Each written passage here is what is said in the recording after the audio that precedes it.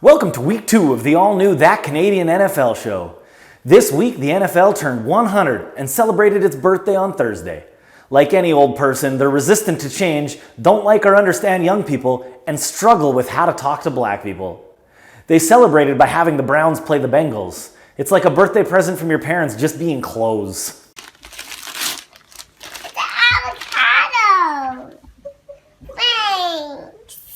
On the same day the NFL turned 100, Patrick Mahomes, the face of the NFL, turned 25. When I was 25, I was having a great time, getting drunk and doing drugs with my friends all the time, trying to bang chicks. Basically, I'm saying Mahomes needs to get his shit together. It's embarrassing. Week 2 of the NFL kicked off with still mostly empty stadiums. However, looking closely enough, you can still somehow see a Rider jersey out there. It's like playing Where's Waldo with Rider jerseys. You know, if Waldo was a drunken farmer from outside of Moose Jaw on his southern vacation. Injuries were a huge story this week. Saquon Barkley, Christian McCaffrey, Jimmy Garoppolo, and any belief that the Jets would win a game this year were all destroyed. The 49ers will actually now be bringing in so many backups that Keanu Reeves may get the start at quarterback. So the primetime Thursday night game on the NFL's 100th birthday had some pretty low expectations. Luckily, they were able to exceed them. Two bad fighters can sometimes make a great fight. Baker Mayfield playing great game with the amazing connection with OBJ to set the tone. Last year, allowed 155 to the Chargers. This one downfield, Beckham got him, touchdown, Browns. Burrows looked relatively good for his second start, aside from this little mistake that needs no comments. No, Burrow's got to be smart here with the football. And he's not. Gets it knocked out. Browns have it. But the story of the game was Chubb. Calling the plays for the Browns. First this man was a beast, and the Bengals' tackling game was weak. Chubb. Down inside the 5. He ran for 124 yards and 2 touchdowns and about 30 broken tackles. He broke so many tackles it was reminiscent of Spike from the classic Little Giants.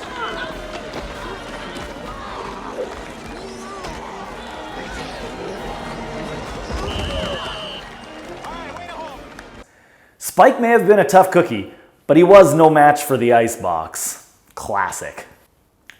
With the Giants and the Bears, the biggest story to come out of this game was the injury to Saquon Barkley.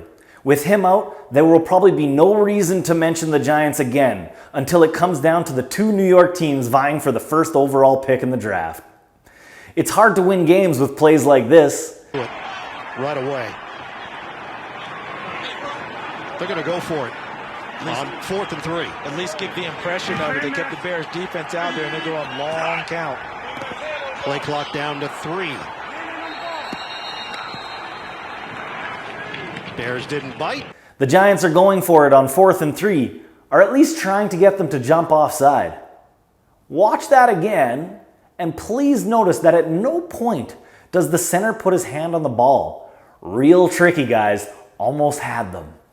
The Falcons and the Cowboys had the craziest game of the week, and I guess I get how everyone was surprised. The Falcons have never blown a lead like that before. This one is almost more embarrassing than the Super Bowl loss. Tom Brady and the Patriots at least took it to them.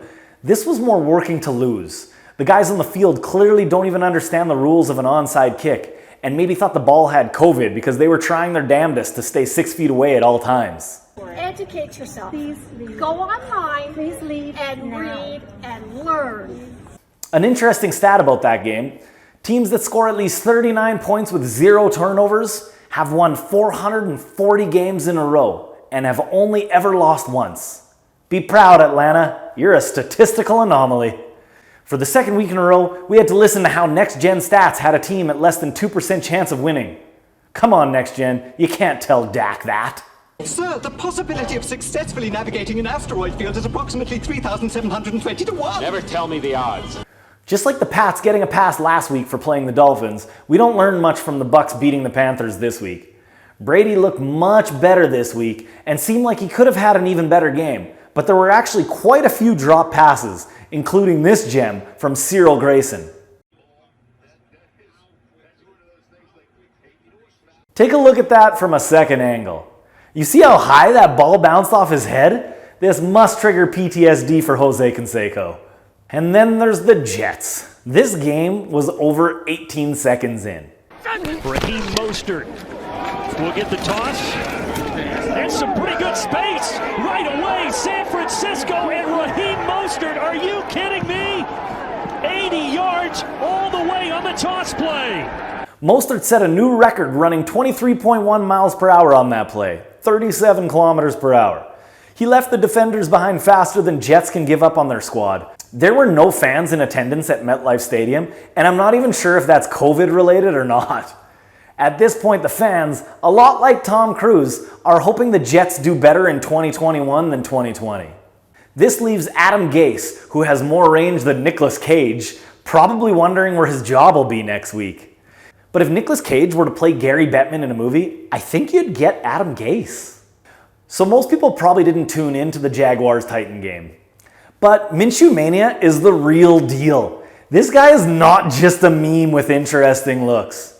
This guy is making Jaguars football interesting. Since most people probably didn't see, he made several highlight reel plays. Here comes the pressure. Minshew steps up, fires, and it's caught for a first down. Well, he was in for 47 plays last week out of 80 at altitude. Minshew deep. Chalk is down there. Chalk's got it! Here early on. Minshew over the middle. He's got a man. Touchdown! Time here. Fires, and it's caught. Minshew looking long. Oh, what a catch! Minshew keeps it rolling right. Minshew throws, wide open Cole, touchdown! Minshew with the blitz coming to Thompson, and he's got it! Touchdown! It was fun to watch. The Titans were expected to crush the Jags, and the Jags almost pulled off the upset. Get on board the Minshew train. If he doesn't live up to the hype, it's still going to be a fun ride. The Detroit Lions dropped their fourth consecutive game where they blew a double-digit lead, which is the first time that's ever happened in the NFL. 2 statistical anomalies in one weekend. Neat. They were probably jinxed when Kerryon Johnson used his first TD to do a Lambo leap into empty seats. Not classy. But really, Aaron Rodgers is playing lights out football. Again, with this new kid ready in the wings at second string, Rodgers is bringing his A game. People always perform better when there's a little competition for their job. It's why I keep a side chick. It keeps my wife on her toes. The Chargers opened up their season against the reigning champs in their first home game in their $5.5 billion monstrosity. They are operating their new scoreboard, the Oculus, which they refuse to quote a price on, but is estimated to be well over $1 billion. While discussing their new piece of technology, they mentioned their attendance has been skewing older and older, and they're looking to attract younger fans. They mentioned many reasons they believe why young people don't go to football games. All of them revolved around young people being the problem.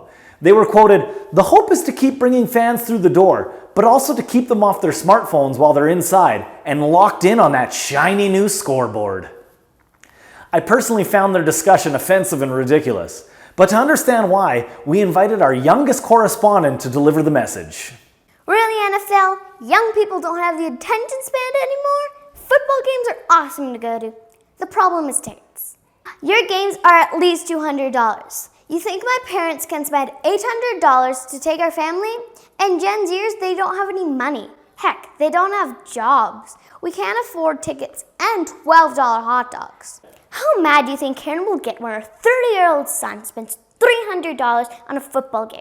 He's living in a rent-free basement and not working. As for attention span, I don't see kids checking their phones while they are enjoying what they're doing. Nobody texts while playing Fortnite, which is a product that's free, by the way. Put out a good product at a good price. Get your heads out of your butts. You're showing your age with that kind of talk. Thanks, young correspondent, for your apt and passionate points. So without any young people there, the Chiefs and Chargers had an amazing game. With Tyrod Taylor dropping out right before the game, rookie Justin Herbert got his first career start. It was really interesting the Chargers drafted and put a high schooler in the game. He was the youngest person in attendance. I didn't even think that was allowed. But this fresh-faced kid came to play. He almost managed to upset the Chiefs. Something about his look, I feel like I should speak for most people when I say, good work. Real proud of you, kiddo. It did come down to OT though. To finish, Butker makes Gostkowski look like a bitch by making 3 50-yarders in the span of a few minutes to win the game in OT. Energy left for anybody on this field. The kick. It's good. In the post-game interview, Butker discussed how each kick just made him madder and more confident. I was too busy wondering if there was an award for least football player looking football player. I knew it would go to a kicker, but still. The Ravens took it to the Houston Texans, and Houston continues to look terrible. Deshaun Watson scores one touchdown that NextGen releases this animation for on Twitter. NextGen is pumping out all their new toys and stats. They keep releasing these animations, and I don't see the appeal. The Buffalo Bills shared their first touchdown with Stephon Diggs a whole lot better. That's the kind of humor that'll bring in them damn millennials. Stephon Diggs did get his first touchdown when he connected with Josh Allen. Josh Allen led the Bills to another win and is looking like an actual contender. He is a man possessed. Allen buying himself some time, fakes the throw, and he is still at his feet. There is no stopping him now. The Sunday Nighter had to compete with the Emmys for eyeballs on TV. Award shows are already dumb, but doing them over Zoom is just sad. Anyone who was lucky enough to take in the football game instead got actual entertainment. Russell Wilson has started this season off stronger than ever. I was actually unaware that Russell Wilson is an extremely religious person and fills his Twitter feed with prayers and shoutouts to his main man, Jesus. He owns a brand called the Good Man brand. I'm not going to make fun of someone for trying to be a good human. I was just more sad what it says about society that I actually expect something atrocious to come out about him at some point. I'm not a fan of the Seahawks, but don't let us down, Russ. Aside from a pick six early, this guy was throwing bombs and it was fun to watch. On the other side of the ball, Cam Newton stood his ground and brought them down to the final play of the game on the 1-yard line. Here we go. Cam is going to take it himself and he doesn't get in. Everything about this play says he was going to run, and it just feels sad that he did and got stuffed. I know he's one of the best QB rushers in the league, but why wouldn't they just shock them and throw it? I mean, the odds have to be good for success because they wouldn't expect it, right? If only we knew how that could have played out. Las Vegas opened its brand new stadium against the Saints on Monday. It only cost $1.9 billion. Cheap assholes. Las Vegans? People from Las Vegas are calling it the Death Star, and Mark Davis officially welcomed the new teams to the Death Star, where our opponents' dreams come to die. To explain how none of this makes any sense, we're actually going to have to go to Nerd Correspondent for an explanation. Hey, Nerd Correspondent, how are you? Well, aside from being offended by people's lack of understanding of the greatest space saga to grace the screen, I'm swell. Can you explain that to our fans of sport and football, Nerd Correspondent? As the building does seem to resemble Star Wars. Certainly. I see how they make connections to Star Wars, but it looks more like a replica of Kylo Ren than it does the Death Star. In fact, there's absolutely no resemblance. The other issue is, and even more clearly, is the Death Star was the evil side. Are the Raiders saying they're evil? Not only that, but the Resistance easily destroyed the Death Star. Not just once, but twice. It's really quite silly. They'd want their stadium to be known as the object that was easily defeatable.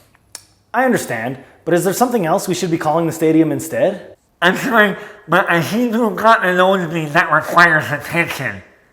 Okay, sure. You go take care of that. Thanks, Nerd Correspondent. So Vegas opens up their first game in their new stadium and pulls out the upset victory. One of only 2 games of the week where the underdog won the game. Fitting that Las Vegas wins the game and crushes a lot of parlays at the end of week 2. Drew Brees was just not up to the task, and the Saints taking 10 penalties for 129 yards definitely does not help. We all just have to start understanding that Vegas is magic. Damn, I miss that place. For Lamborn's Fantasy Football League, 2 weeks in a row, Sean Clark takes home the Low Score of the Week trophy. At least he was only a few points behind the next lowest. But Jenny Olvelson killed it this week with 136.08 points without any help of the 30-plus pointers, of which there were many. Munzie and Gregug remain the only 2 undefeated teams so far and don't play each other until week 8. We'll see who can hold on. Next game is Thursday night, Dolphins at the Jaguars. Wear a mask or you may catch the Minshew fever. Educate yourself. Please leave. Go online. Please leave and now. read and learn. You all win. You all win.